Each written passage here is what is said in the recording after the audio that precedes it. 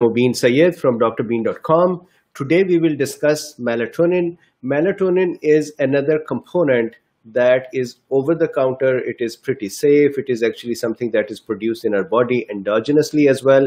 And it is something that is part of the Math Plus protocol that we have been discussing for a few days. So let's very quickly start discussing how the melatonin can help with the COVID-19 or other viral infections as well, or other acute respiratory distress syndrome diseases. So let's start. So I'm going to share my screen. We would start with the melatonin. So let's look at this is the Math Plus protocol. And if you see here, in this protocol at various stages, they have melatonin added to the regime. So if you see here, this is symptomatic patients at home, melatonin here, if you see there, and 6 to 12 milligram at night.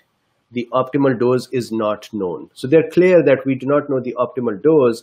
However, this is the dose that they are suggesting. And I have looked at the study from where they have taken these doses as well. So that is an interesting observation. Then if you see here, mildly symptomatic patients, again, if you see here, melatonin, 6 to 12 milligram at night. I have actually been taking melatonin as well for sleep. It actually streamlines the sleep very well as well.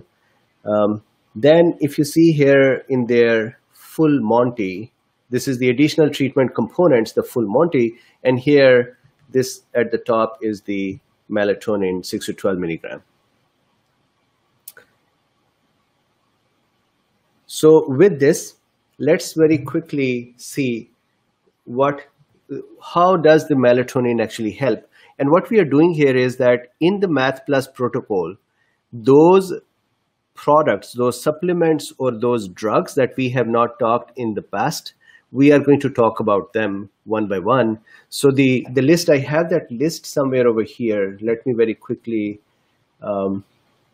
share the list. So we are going to talk about in this week magnesium, vitamin K, thiamine, melatonin that we'll talk about today, platelet activation inhibitors, norepinephrine, famotidine, aspirin, and iodine.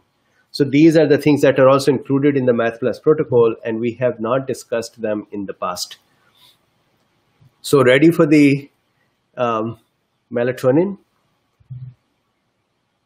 And I'm happy to share that in this talk today, there are some of the patients who I have treated and they have recovered and they are here in the talk. So welcome, guys. Okay, so let's start.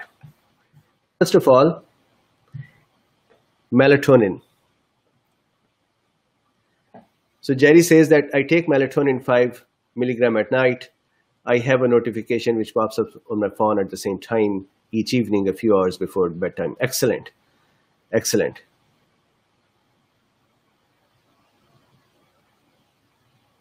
So there is a comment from Acoustic Theory. I am beginning to wonder what is going on. Restaurants with outdoor seating areas in the suburbs around Detroit have people sitting and eating outside without social distancing even now. Yeah, so this is Acoustic Theory. I think there are always folks that have different school of thought. My only thinking will be that Sweden is a good sample to look at. I think that they have some rethinking now that they could have done better. And so Tegnell had said that if I had this disease once again in front of me, and I'm paraphrasing, then I would have decided something that is between what Sweden did and what the rest of the world did. And he also said that we did not know enough in the beginning. I think that most of the countries at least said that, hey, we do not know enough.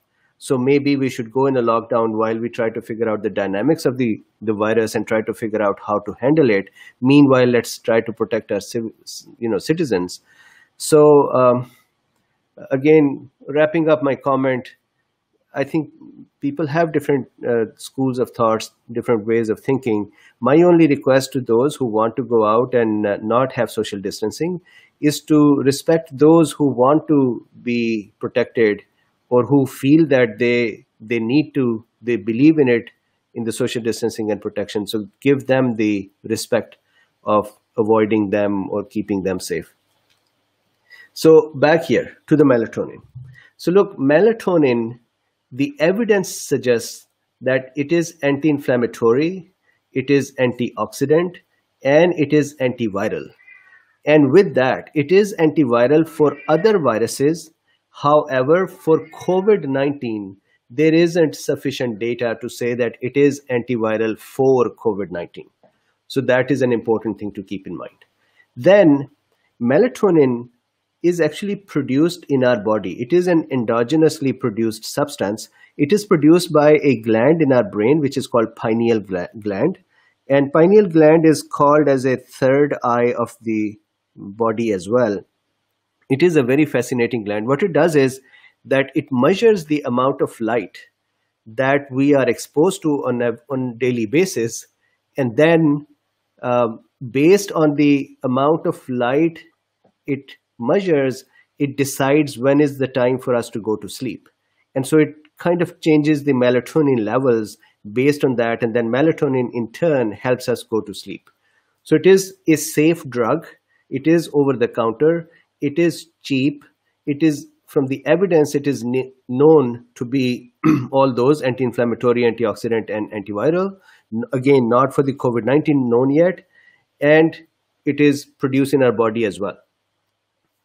In the beginning, so there are comments that Luffy, so Luffy has to always chime in and add his chatter. If he came here, I will pick him up and have him say, you guys, hello. So it is produced in our body. 5% is produced in the pineal gland. This is very interesting. In the beginning of a few decades ago, we used to think that pineal gland is the only one that helps produce melatonin. But now we know, and I would go to that slide in a second, now we know that melatonin is actually produced by all cells that have mitochondria in them, because melatonin is produced inside a mitochondria. The only difference is that pineal gland produces melatonin and releases it in the bloodstream, while the other cells that make melatonin do not release it in the blood. They use it for their own function. So there is a question that, Doctor, am I correct in believing that exogenous melatonin inhibits endogenous melatonin production? And I would actually show you, Jerry, that it actually promotes internal melatonin production. So we would look at that. There is another comment here, Immortan Joe. This is a depressing drug. I have used melatonin for quite some time. I did not have that effect, but again, it depends on everybody. They may react to the drug differently. And finally, melatonin is reduced in infections, especially, for example, nowadays COVID-19 is very common. So COVID-19 infection will reduce the melatonin. So let's look at how melatonin is produced and what is the role of this. And this should answer this question as well. Number one, why does it reduce in infections? And number two, if we give melatonin exogenously, that is from outside, if we take melatonin as a supplement, will that help produce more melatonin or not? So let's look at it. So on the screen, this blue big box is a cell. So any mitochondria containing cell. This cell, if we start from here, from this side, the glucose enters the cell for energy production. We know that we have glucose that comes in, and then we have oxygen that comes in, and we do glycolysis, and we break down the glucose and we make ATP molecules from that. So here there are multiple steps in the process of the glycolysis, and then eventually we end up making pyruvate. Now pyruvate, in the presence of oxygen, will then be converted. If you see here, this is the green thing here is mitochondria. It would then be further broken down in the presence of oxygen to finally produce ATP. So this pathway here, pyruvate, when comes into the mitochondria, there is an enzyme here, this blue enzyme. This is called Pyruvate Dehydrogenase complex, or PDC. This complex dehydrogenates the pyruvate or changes the pyruvate, and finally we end up with acetyl-CoA. Acetyl-CoA then is fed into the tricarboxylic acid cycle or TCA cycle or Krebs cycle, and from there finally we produce ATP or energy. This is the normal pathway in the presence of oxygen. Now, in 5 cases, normal cases, pyruvate is also converted into lactate, and then that lactate exits the cell. And you know that as we are exercising or we are working, more lactate is produced, and then that is the lactate that causes us to become a little tired, or our muscles to become a little tired, till that lactate is washed away as well, and then we become able to use our muscles once more. So here, what is interesting is that this acetyl-CoA that is here produced for ATP, it can also take part in this pathway here. And what is happening in this pathway, we have 5-hydroxytryptamine or serotonin. That serotonin is converted by an enzyme called AANAT, alkyl amine N-acetyl transferase. That would, it would transfer an amine for alkyl, and what it does is it creates NAS, which is N-acetyl serotonin. N-acetyl serotonin is then further converted to melatonin by another enzyme called ASMT, or acetyl serotonin methyl transferase. The short of this is that inside the mitochondria, 5-hydroxytryptamine in the presence of acetyl-CoA becomes melatonin. So this is the melatonin production inside the mitochondria. And the reason that it is produced inside the mitochondria, the theory is that because mitochondria itself is a symbiotic bacteria or pathogen, which is not pathogen anymore for us, which lives in our cells and provides them energy, and our cells provided protection, this mitochondria used to have other needs to produce the, other biomass to be produced, and one of those things is melatonin for it. And the melatonin, when it used to be in this mitochondria, imagine mitochondria for a second, imagine it is a bacteria. Inside the bacteria, that melatonin would help this bacteria fight with reactive oxygen species and other attacks by inflammatory things. So the bacteria, this mitochondria, had its own defense mechanism in form of melatonin as one of those components. So hopefully this much is clear. Now there is one more enzyme in the mitochondria. That enzyme is called Pyruvate Dehydrogenase kinase. And if you see here, this enzyme, this red enzyme, is holding a phosphate in it, which it takes from ATP. What it does is it can attach that phosphate to this blue guy over here, which is pyruvate dehydrogenase complex. And when the phosphate is attached here, the blue guy will become disabled.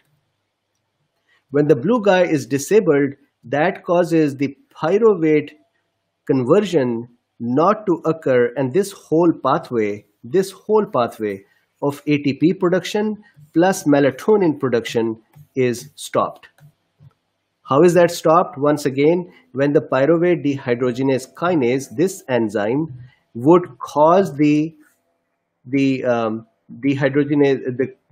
it would cause this enzyme, pyruvate, it would phosphorylate it. That would make the pyruvate dehydrogenase not to function correctly. That would cause pyruvate not to be converted further, and the ATP production plus melatonin production will go away. So that is a very, very important thing to note. The reason that we need to know this is that this enzyme, pyruvate dehydrogenase kinase, can be activated when there are pro-inflammatory cytokines in the cell. So when a cell is under attack, or when a cell is functioning, let's say it is a macrophage, and macrophage is functioning, and there is some infection in the body, and the macrophage is making pro-inflammatory cytokines, for example, interleukin-1, interleukin-6, interleukin-8, tumor necrosis factor. When those cytokines are produced, one outcome of that is that they activate this enzyme, which then stops the ATP production and also stops the melatonin production. What is the result of that? The result of that is that the pyruvate that is sitting outside in the cytosol or the cytoplasm of the cell, that pyruvate cannot now come in and become converted to ATP. But this cell has oxygen.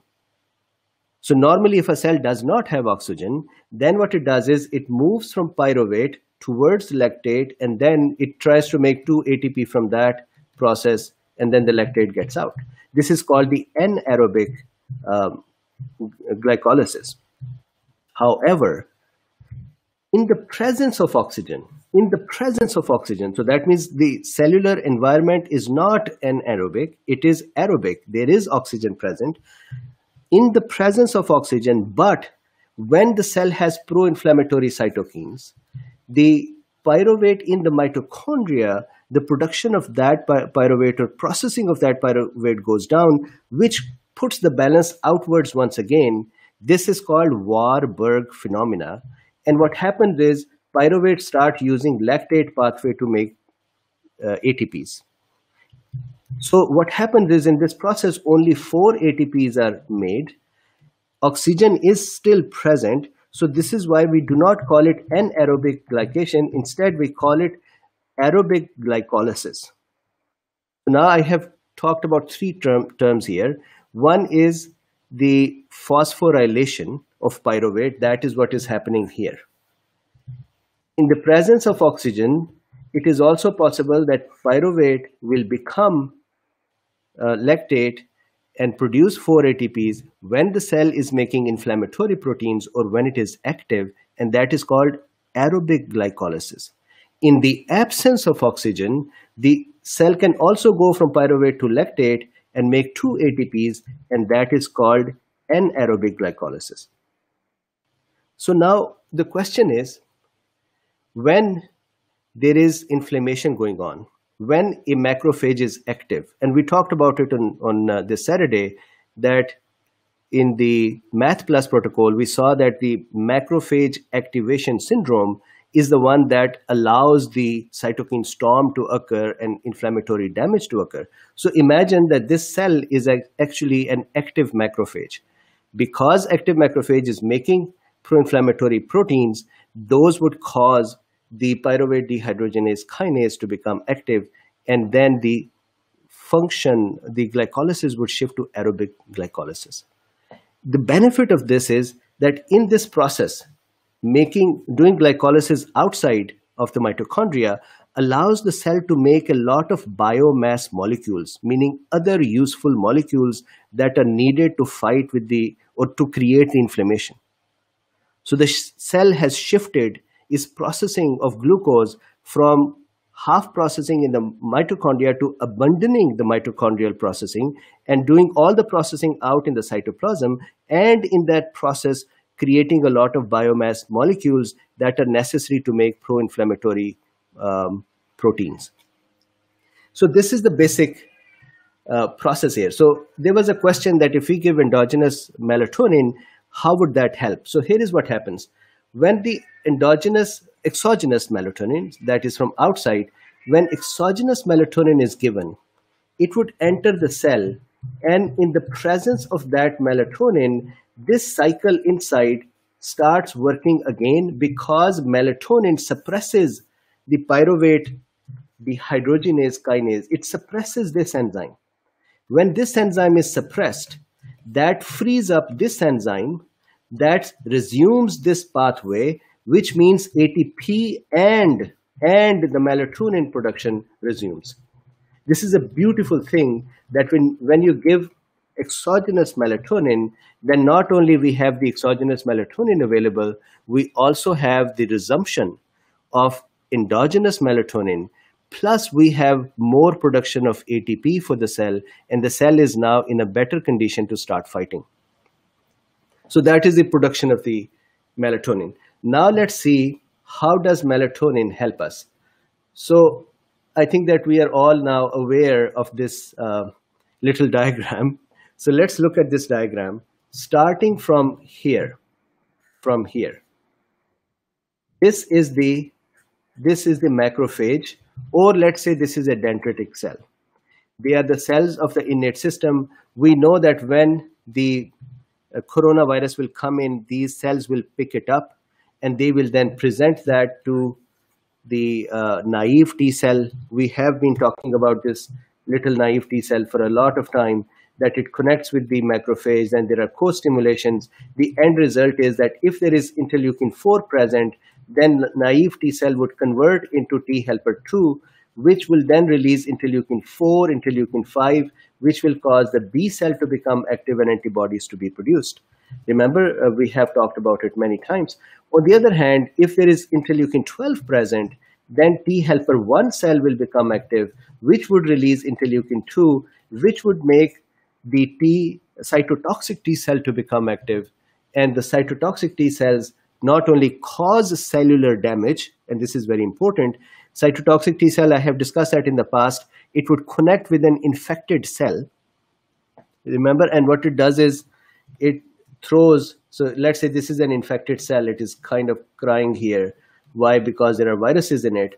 And the infected cell, the cytotoxic T cell throws perforins on it. Perforins are molecules that create perforations in the cell. They make holes in the cell. And then this cytotoxic T cell would throw granzymes in it. Granzyme would take them as hand grenades. And these granzymes are going to go and tell the cell to die. This is the apoptosis of an infected cell. And that is fine. We need to kill this cell. However, in this process, when the immune system is working too much, then it is going to cause other cellular destruction as well. And please now remember this, when cells die, so let's say there is a cell here, this is a cell, and it has died because the cytotoxic T cell has destroyed its cell membrane. When the cell dies, the things from inside the cell, they fall out. And one part of that is mitochondrial damaged proteins. So there are C proteins in the mitochondria and the DNA of the mitochondria and the other enzymes of the mitochondria, plus the cell's own components, they all come out and they spill out of the cell.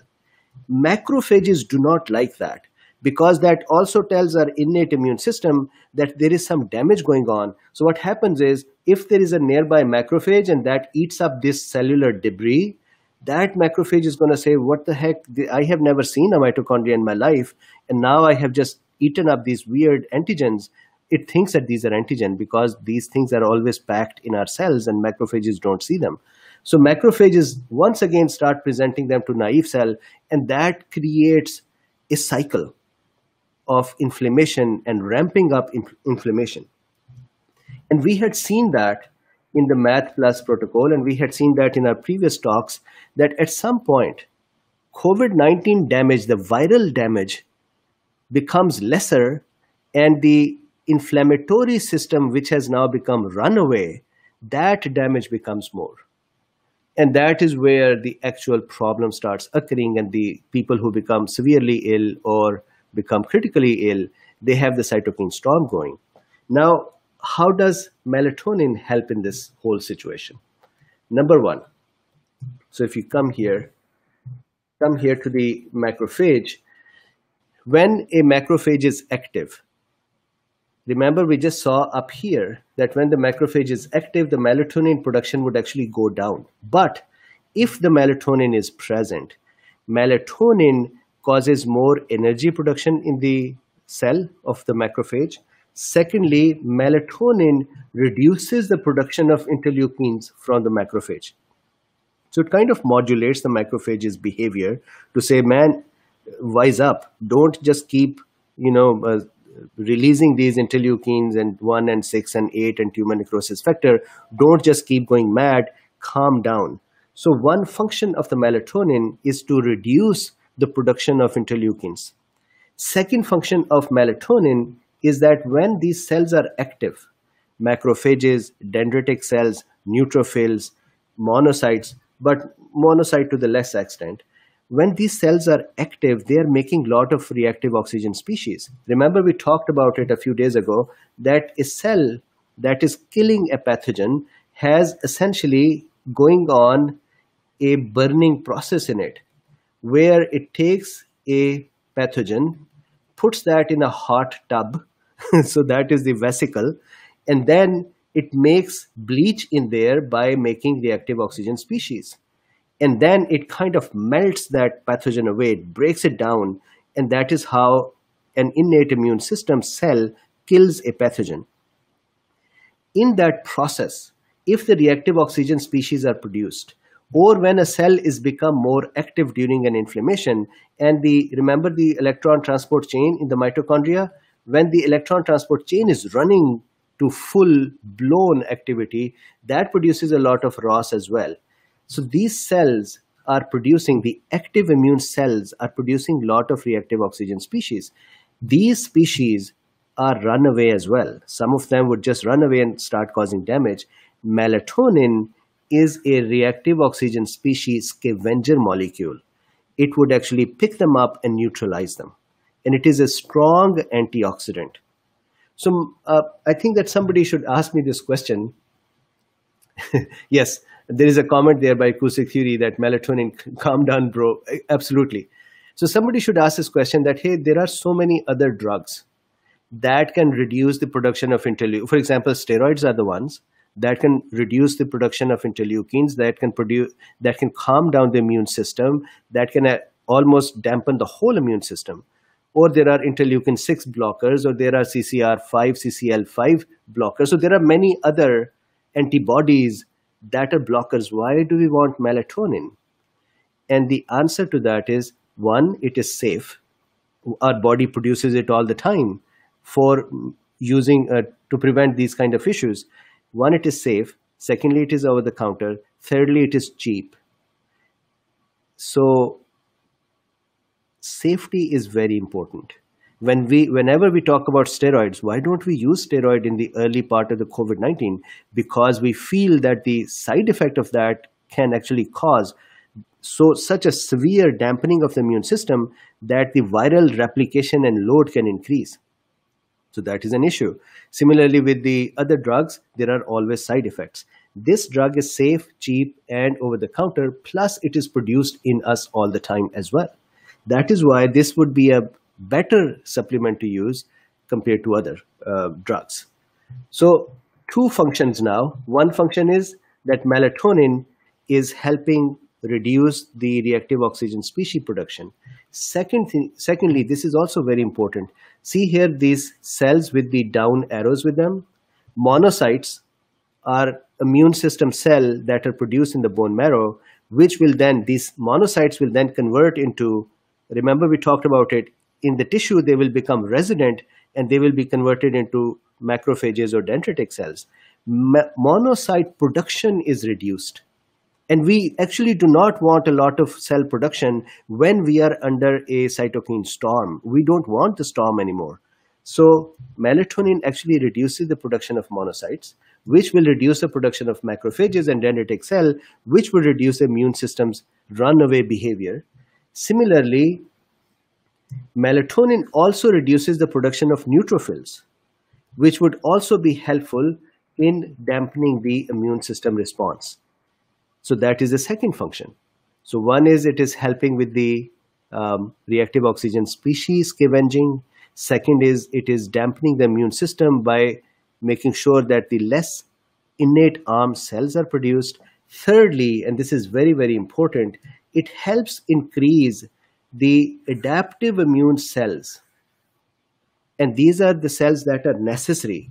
You can think of the innate arm in a COVID-19 patient as a arm that develops a thug life, and it just starts just becoming more and more of those cells keep coming in, and they keep releasing the cytokines, and they keep causing the storm, and they're just saying, let's just kill everything around us. And so that is the problem. That is a macrophage activation syndrome. On the other hand, we want adaptive arm to be upregulated so that it can take care of the pathogen instead of just killing the cells. So this is why we want the neutrophils, we want the, sorry, not the neutrophils, we want the lymphocytes to become upregulated as well, and melatonin helps with that. So it is very interesting that some cells are upregulated and others are downregulated, and it modulates them. Similarly, it reduces the production of interleukin-1, 6, tumor necrosis factor 8, and alpha and interleukin-8. All of those are cytokines that take part in amplifying the immune system responses. So it kind of dampens them as well. So these are the two functions. The last function of melatonin that is interesting for us, especially in case of acute respiratory distress syndrome patients, which may or may not be COVID-19. It's a generic function here.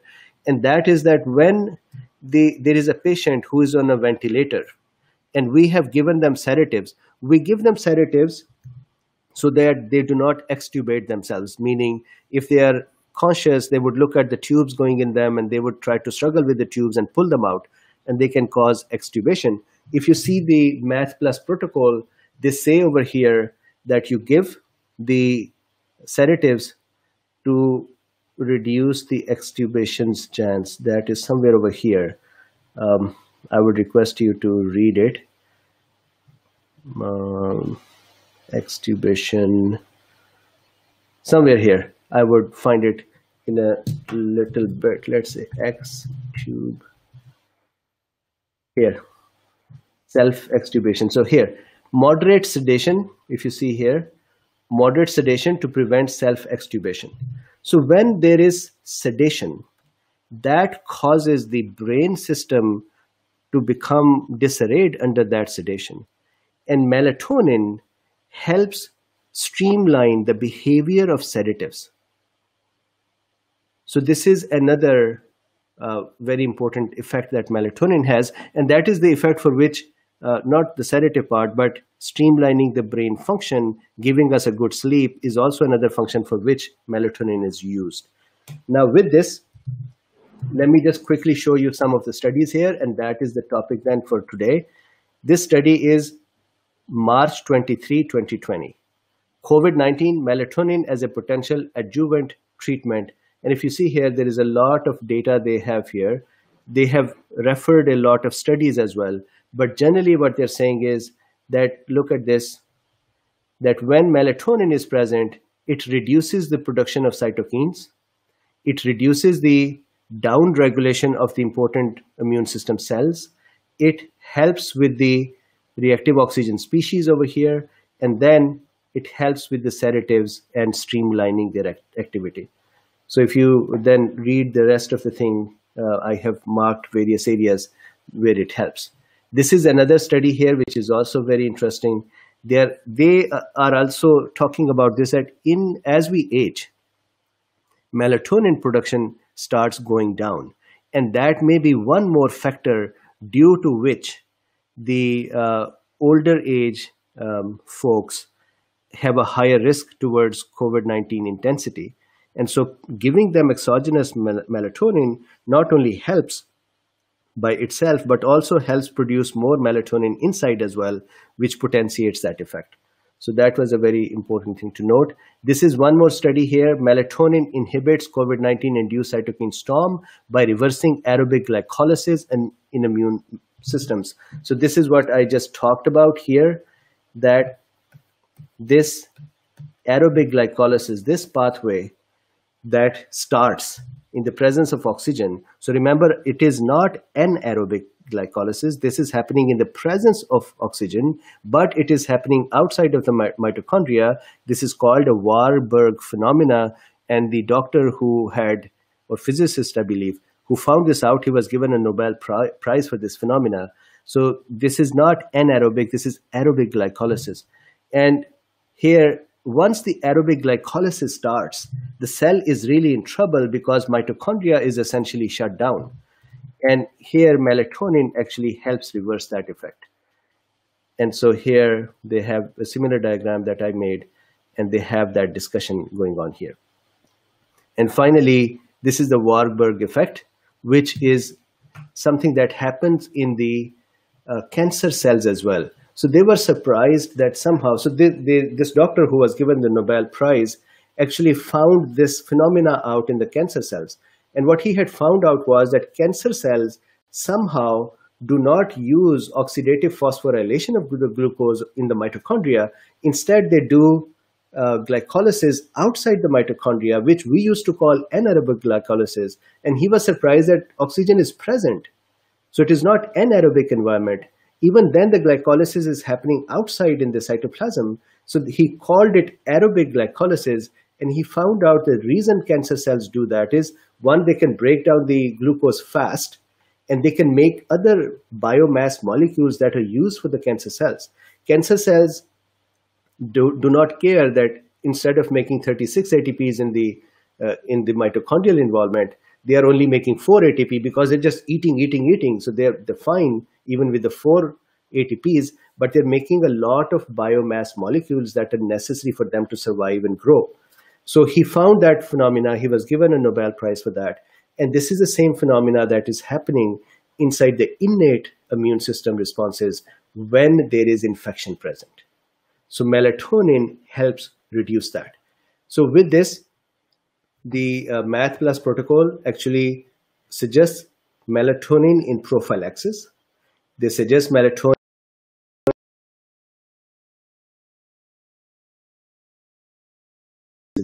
They say that melatonin should. The only difference is that in prophylaxis, for example, me and you, they are not giving a very high dose. They're saying just before sleeping, take a melatonin. Helps with the sleep as well. Plus, it is useful for prevention of the viral loads.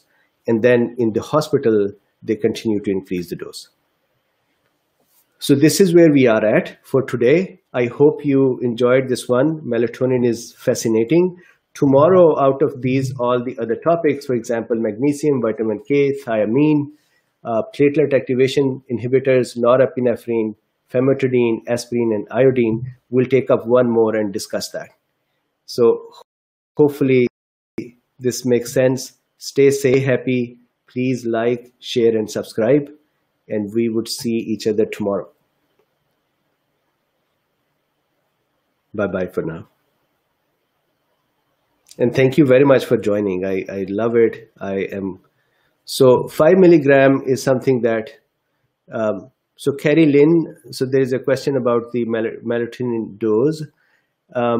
Math Plus starts at 5 milligram.